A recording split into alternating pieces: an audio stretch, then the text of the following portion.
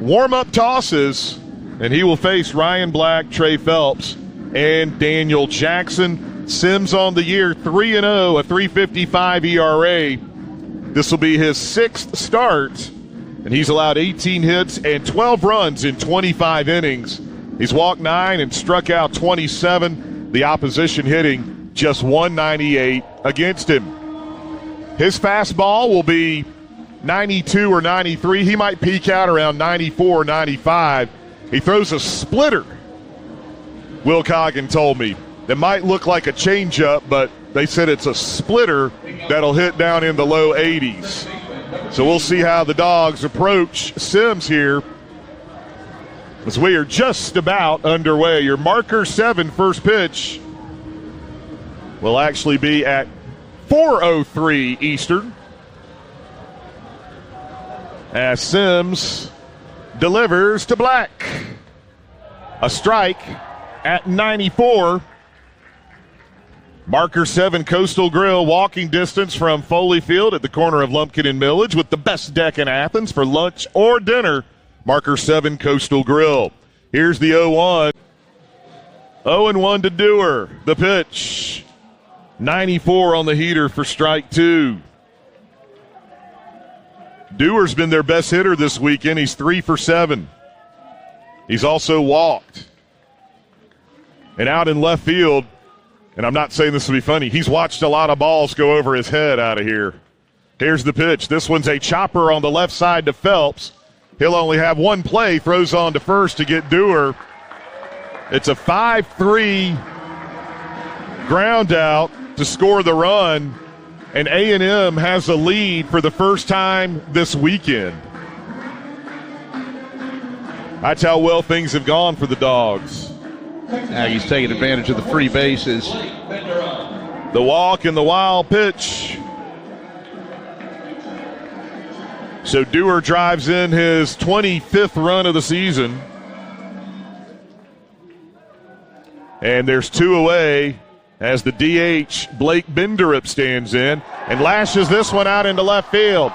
Getting up on it quick with the throw home is Johnson, but it's cut off. It's a run-scoring single for Benderup. And A&M now leads it 2-0. Swinging at the first pitch. And that was a change that they needed to make in their lineup, as got another train a coming, I think. All right, 2-2 to Oriach.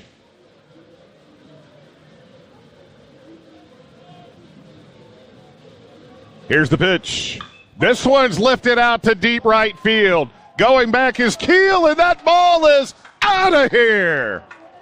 Jordy Oriach does it again. His 3rd homer of the weekend, and the Dogs are on the board. That a way to answer. Man, Jordy is absolutely feeling it right now. That train's only got 2 engines. That home run, though, had 5 engines. All right, Georgia has now out-homered A&M 10-0 this weekend. You can hear them. They just hadn't had a lot to cheer about this weekend. But as Jeff said a minute ago, the Dogs knew they were going to get their best shot. Here's the 2-0. This one's hit on the ground on the left side to Colby. He's only got one play. He'll go to third. And the Dogs do get Harrison 6-5 at third for out number 2. The run does score. Partita comes in to score. Kellner now at second, and Grahovac is at first on the fielder's choice. So he'll get the RBI, and it's a 3-1 A&M lead. Now we got runners at first and second with 2 outs. Kind of funny, A&M's offense, obviously a couple of hard hit outs, but a couple of ground balls that weren't double play balls and a couple flares that dropped in. So it's not like that they're lighting Georgia up. And he doubled his last time. Now the pitch. This one's hit back up the middle and through for a base hit. Coming in to score is Dewar. Going to throw to third, not in time, and that will allow Partita to go to second.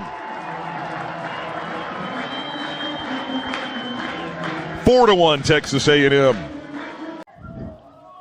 I'll say this. They made as much noise Friday night in the ninth inning as they did at any time of the game. Can't fault the fans for that. Here's the 2-1. This one's lifted out to deep center field. Going back is Lujo. It's off the wall. He can't make the play. Coming in to score is Partita. Behind him is Keel. Harrison has a 2-run double that just about got out of here. And A&M now leads it 6-1. Well, with 2 outs, Keel with his outstanding speed running on contact, so no chance to get the trail runner there. That is the 7th hit for A&M. Hakopian has 2, Partita has 2, and Harrison has 2. Thank you, Bob. Andy Harrison in Johns Creek. Here's Partita. Base is still loaded, now 1 out. Swinging at the first pitch, hits this one out to right, and that ball is out of here. Partita going the other way, hits a grand slam, and A&M now leads it 10-1. Swinging at the first pitch, and he's now a triple away from the cycle. A&M with a great approach today, and they've really taken advantage of the free bases here this afternoon. 3 of the 5 Sure walks have come around to score. It's just been the Aggies' day. The first 2 days, it was all Bulldogs, and Texas A&M backed into the corner trying to avoid the sweep and jumped out to a 9-run lead. Surprised he didn't get more of the ire of the crowd on him. Hey, our man Bobby Young in Elgin, South Carolina. Thank you, Bobby. Here's the 2-1. This one's hit on the ground on the right side. Going to come home. Allen's throw is high. It pulls Jackson off the plate because it was a force situation. All he had to do was keep his foot on the base, but he wasn't able to hang on there to the base. And a run scores. Probably be a fielder's choice. E3.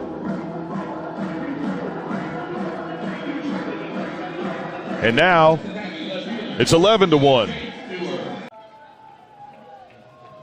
Here's the pitch.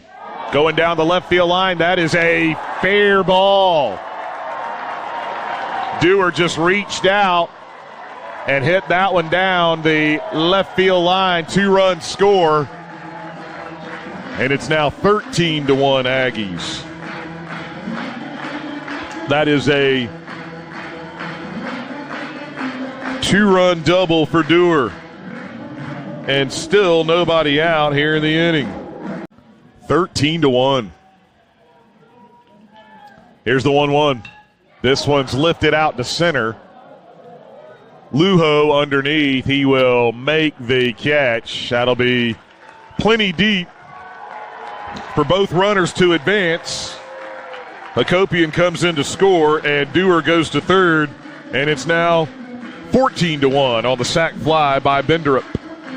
DJ, which of the 3 days do you think the wind was blowing the hardest for the longest amount of time? Oh. Here's Partita swinging at the first pitch. Hits it out into left field for a base hit. Coming in to score is Dewar, and it's now 15-1. And a bubble just landed on me.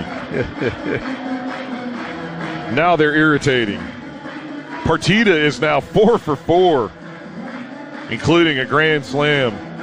He's a triple shy of the cycle. Yeah. He's got six RBIs and 3 runs scored. Sure are. Don't blame him. Here's the 2-0. God, nowhere close. That one bounces up there, gets past DJ. Coming in to score is Keel. 16-1 on the wild pitch. and still haven't thrown a strike. All right, payoff pitch. Here it is. This one's a grounder over on the third base side. Colby only had one play to try to go to third, and it wasn't a force. Shaggy can't hang on to it. That shouldn't be an error. That was just Colby trying to make a play. I think they'll just call that I would say a fielder's choice and an RBI for Grahovac. At least that's how I would score that. And it's now 17-1. Peoples is looking for his first collegiate hit. 0 for 8, but he has scored 4 runs. He's walked 3 times, and he hits this one out into the gap, out in right center field, and that is going to get to the wall.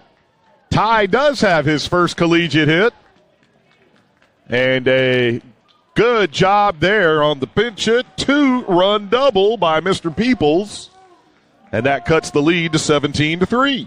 Way to go, Ty. Big spot to get that first hit. And, again, as Dave said, he's been getting on base. He's scored some runs. But, there's been a monkey on the back waiting to get that first hit. So let's see if that opens a door here. And we see Ty get a few more at-bats in 8 out of 9 trips.